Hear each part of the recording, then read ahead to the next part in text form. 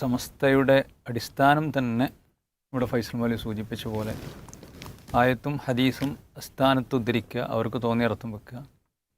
അള്ളാഹുവിൻ്റെ റസൂൽ സല്ലല്ലാഹു അലൈഹി വസല്ലമ ഈ ദീന് നമുക്ക് പഠിപ്പിച്ചു തന്നു. അതിൻ്റെ അടിത്തറയായി പഠിപ്പിച്ച തൗഹീദ്, ലാ ഇലാഹ ഇല്ലല്ലാഹ് അല്ലെങ്കിൽ ഏകദൈവ വിശ്വാസം, അതിനെ തന്നെ തകർത്തെറിഞ്ഞുകൊണ്ട് മറ്റുള്ള അമ്പിയാക്കന്മാരെയും ഔലിയാക്കന്മാരെയും വിളിച്ചു പ്രാർത്ഥിക്കാനും അവരോട് സഹായം ചോദിക്കാനും ഒക്കെയുള്ള തെളിവ് ദീനിലേതായാലും കിട്ടൂല.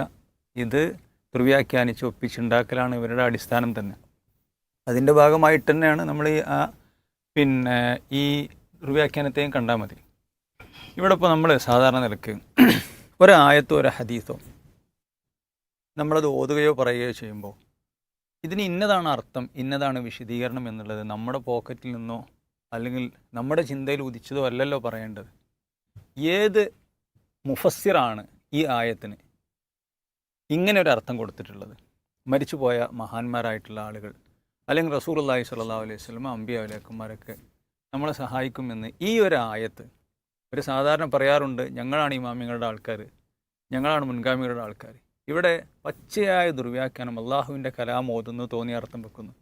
ഇവിടെ നമുക്ക് ചോദിക്കാനുള്ളത്, അഹ്ലുസുന്നയുടെ നൂറുകണക്കിന് തഫ്സീറുകൾ മുൻഗാമികളും പിൻഗാമികളും എഴുതിയിട്ടുള്ള, ഇപ്പോൾ ഇബ്നു കസീർ ആകട്ടെ, അതേപോലെ തന്നെ തഫ്സീർ തൊബരി ആകട്ടെ, അതേപോലെ തന്നെ ഖുർത്തുബി ആകട്ടെ, ഇങ്ങനെ ധാരാളക്കണ തഫ്സീറുകൾ. ഇതിലേതെങ്കിലും ഒരു തഫ്സീറിൽ ഫൈസൽ മൗലവി ഇവർ പറഞ്ഞ അർത്ഥം റസൂലുള്ളാഹി സ്വല്ലല്ലാഹു അലൈഹി വസല്ലമ നമ്മളെ സഹായിക്കാൻ, അതേപോലെ നമ്മളെല്ലാം കാണുന്നു കേൾക്കുന്നു, നമുക്ക് എന്ത് സഹായവും ഒരു കാര്യകാരണ ബന്ധത്തിൻ്റെ അപ്പുറത്തു കൂടെയുള്ള ഒരു സഹായം ഇതാണ് ഈ ആയത്തിലൂടെ പഠിപ്പിക്കുന്നത് എന്ന് ഏതെങ്കിലും ഒരു തഫ്സീർ ഉദ്ധരിക്കാൻ അവർക്ക് സാധിക്കും?